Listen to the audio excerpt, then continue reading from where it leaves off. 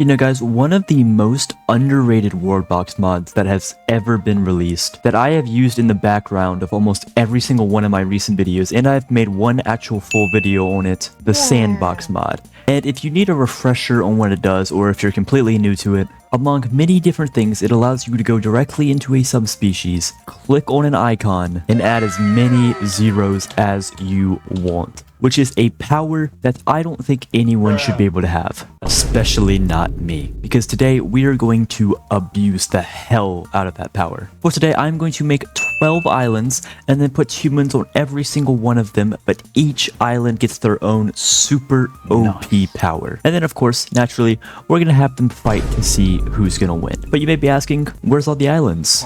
Well, if I click unpause, they form out of thin air. Look at that. They're not perfectly spaced, but they are separated. And if you're actually wondering how I did that, that one is not a mod. That's actually just base game one of the printers, which, you know, I'm pretty confident not a single soul has ever used one of these. But anyway, after a little rearranging, we now have 12 almost perfect hexagon islands ready for use. So I guess let's go ahead and use them. So I have given every island the pretty basic grass biome just because I'm boring, but I also want every single kingdom to be under the same conditions. And we are going to go ahead and spawn 100 people on every single island. And here they are, 1,200 people exactly. And let's start giving the traits, starting off with these dudes on the top left here. And we're going to start them off with a bang by giving them 10 million health. Yeah, you might just start realizing now that some of these species are going to be way more overpowered than others. Next up, we are going to have the 10 million armor species, which this one's kind of weird because armor is a percentage that only goes up to 100. So this is going to be interesting to see how this works because there's a chance that these guys just don't take damage. Next up, we are going to have the 10 million speedsters. Next up, another interesting one will be the 10 million damage guys. These will probably be the only people who can actually counter the armor and health guys, in my opinion. But next up, we are going to have the 10 million attack speed guys, who may be able to attack so quickly that none of their opponents will ever be able to get a hit on them. Next up, we have the 10 million diplomacy guys. Yeah, like I was saying, this one's not going to be very beneficial at all, and these guys will probably die immediately. Next up, we have the 10 million warfare guys. Once again, they'll be good at strategy or whatever warfare even does in this game, but combat wise, yeah, these guys are not going to stand a chance. Next up, we have the stewardship guys. Once again, I'm not even sure what stewardship does. I think it just gives them more villages. But next up, we have the 10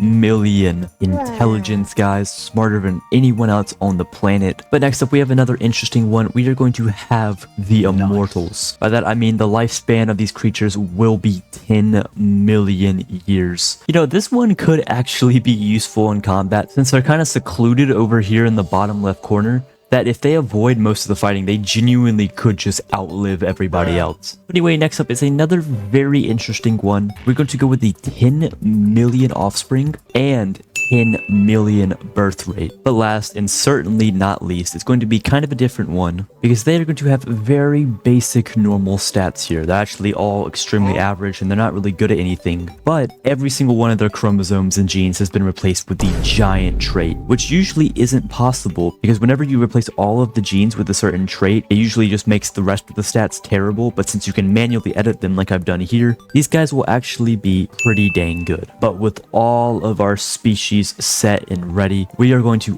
unpause like so and watch our different kingdoms expand here. The speedsters are so fast, they're just teleporting. But as we can see, everyone seems to be doing, oh my god, I know they were the giants, but I didn't think they'd be that big. Well, I guess at this point, go ahead and pick your favorite, but I am going to go with the gladiators right here. These dudes look normal, but when you do between 5 and 10 million damage with the weak trait, you know that you're pretty good and you can take down just about anybody. But anyway, we need to give these guys some time to grow and develop before we actually start the fight. We are going to sim all the way to year 200, but these guys will have prepared their armies and their villages and they will be ready to beat the crap out of each other.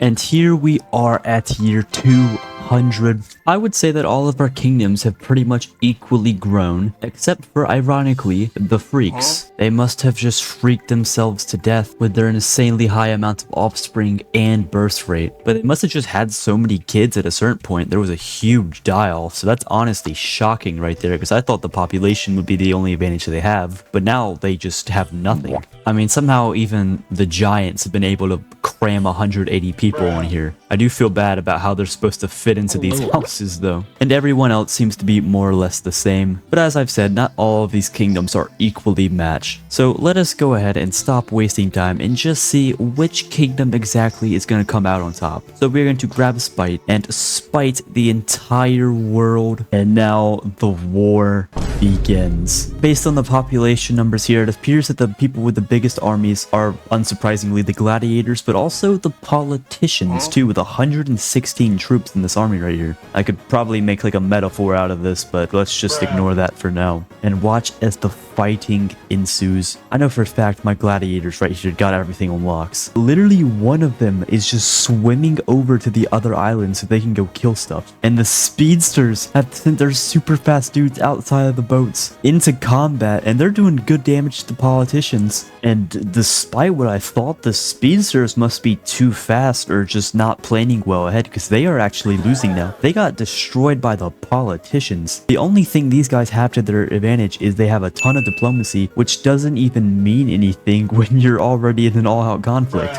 I don't think I really have to explain who's invading the Einsteins over here, but they are absolutely getting to work. It's like a tsunami wave, and they're absolutely destroying the smart guys here. As I mean, what are you supposed to do against this? Surprisingly, no one has decided to invade the freaks yet, even though they're really just a sitting duck over here. Maybe it's just because no one really wants to go over here. I mean, these guys don't even have a dock. Oh, and as we look back up in the middle here, the Swifties, I believe, the people who had the tons of attack speed, got absolutely destroyed. You know, I realized they had a bunch of attack speed, but when you have boats like this, these naval boats shooting bombs at them, the attack speed doesn't really mean much, does it? They were surprisingly destroyed by the Stuarts too, and wow, the Einsteins also fell. I thought their 10 million intelligence would help them out, but no.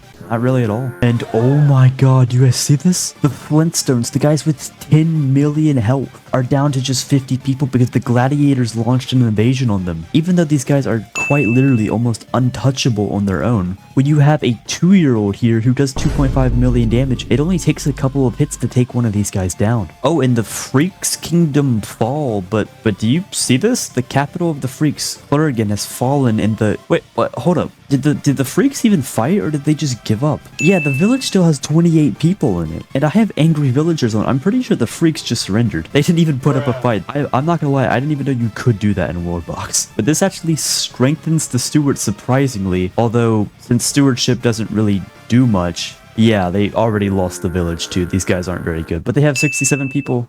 Funny number, right guys? God, cut that out. Oh, and the Flintstones are launching a mini invasion against the gladiators. I actually want to see if this is going to amount to anything. No. The Flintstones get absolutely wrecked, so it's clear that no matter how much help they have, they cannot defeat the gladiators in combat. The war's already been raging for about 17 years, and we can see that there's already been over 1,000 deaths in total, with the most kills surprisingly not coming from a gladiator, but a giant, a dude named Stanivore, who's managed to get 13 kills already with this giant hammer. I mean, quite literally giant hammer. Because I mean, let's just look at the guy. He's somewhere in here. Look how big that hammer is right there. Like, he just sees his enemies and completely smushes them with a single light swing. It looks like the next kingdom to fall is probably going to be the generals, who have been under constant attack from the immortals, who I didn't think were really going to do much. But despite their warfare, the generals are gone, meaning there are just 8 kingdoms remaining now. The immortals are now going for the Stuarts, which is probably a smart move. But the giants launching a huge army into the Stuarts. Holy crap. They are absolutely leveling the entire city. I'm not sure how any of them are still alive at this point. It doesn't take long, but the entire Stuart kingdom is finally destroyed. I'm not even quite sure how they made it as far as they did. And the Flintstones are still getting destroyed. I actually think they're losing to the reflectors of all people, which, like I said earlier, they take so little damage that it doesn't even really matter. And they are somehow slowly chipping away at the number of people that the Flintstones have. They might actually be able to take this kingdom. But in a shocking move, the politicians actually fall too, I believe, to the giants, even though the entire city is destroyed, leaving just half the original kingdoms remaining. You know, I have to say, the giants have been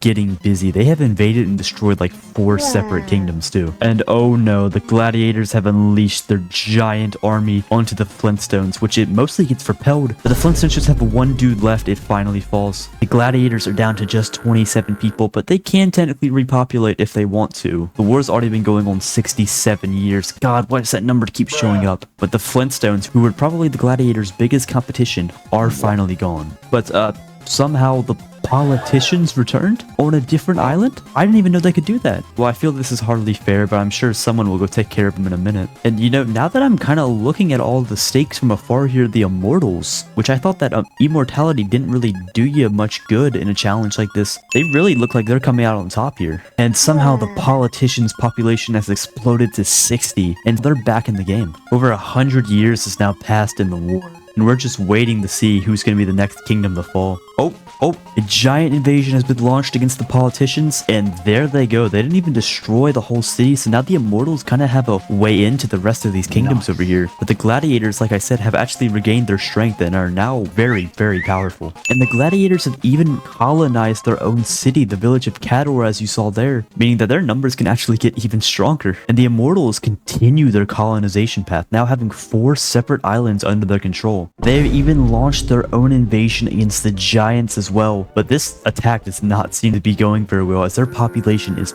plummeting while the giants are barely affected. And the giants easily hold off that attack, which is going to hurt the immortals for a long time. I just love looking at the speedsters as their little icons just teleport around. They haven't really done much yet, but the reflectors do take one of the islands here, although they're in a giant fight right now, whatever's going on. And the reflectors just fell to the gladiators, or at least their mainland did. They still have this little island down here, but I'm not sure how effective that's going to be. The gladiators somehow only have 1 soldier, but they have so many people now that in a few years when they can recruit some more, it might already be over. Oh, and it appears that the immortals have made the mistake of trying to... They took them. What? I was gonna say that the immortals made the mistake of trying to attack the gladiators, but hold up, the entire script has flipped here. The immortals have taken the gladiators' main island, which might not sound like a super big deal, but this means that the immortals have inherited the genes of all the people over here, which will make them even more powerful. Speaking of genetics, let's actually look at who's still alive here. Yeah, it's kind of spread all over the place, isn't it? Surprisingly, there's still a few speedsters left alive, but for the most part, it's actually just politicians who inhabit the speedster island now. And the gladiators, their actual subspecies is completely gone. Now it's just left with the Flintstone vitamins, with their enormous amounts of health. This is a very shocking discovery, but still, the war's been going on well over 200 years, and we still have 4 kingdoms left. Finally, some action happens. The giants appear to attack the speedsters, and they might finally be able to kick them out. Oh my god, that's a lot of chaos going on there. Just a handful of speedsters left here, but in the meantime, the giants, oh, they finally destroyed the speedster kingdom, but they also almost completely destroy the immortal kingdom too, which has fallen in a heartbeat with just 2 poor souls remaining. But with this discovery, we essentially only have 2 kingdoms left, the giants and the gladiators. And yep, there are the immortals done for. Well, if what I see is correct here, it appears that the entire gladiator kingdom now has the subspecies that gives them around 10 million health. While the giants do get a little health boost from their size, but they don't have much else here. I'm not exactly sure how they're supposed to win this one, but I have noticed that the gladiators have appeared to give up their way of fighting for some reason and still have no troops, meaning that I think the giants could just walk in and take the villages. And yeah, that's exactly what we see right there, as I don't even think a single troop walked in here. Yeah, there's a single giant in here who just walked in, and I think this might be some more falling up. Yep, there it goes. The giants who have 612, and I think if they send a single troop over to the gladiators, that's it. I think it's over. And that's exactly what they do. They send 2 people over here with their army of 60. God, the number won't get away from me. But either way, the gladiators just, for some reason, don't put up a fight. I'm not quite sure. I was actually putting money on them. I bet for them to win, but great, now I've just gone broke. They sold the parlay. But honestly, in a pretty shocking conclusion, the Giants win. I mean, this is shocking because the Giants don't win anything. Like, not just in WorldBox, but like on actual sports teams either. But I mean, look at these guys. You can just take one look at them and know there's something different about them. In total, almost 3,000 total people died, which is, you know, pretty insane. But anyway, if you made it this far in the video, clearly I did something to entertain you. So I would appreciate it if you would click like and subscribe on your way out. And I'll see you guys in the next one. Farewell.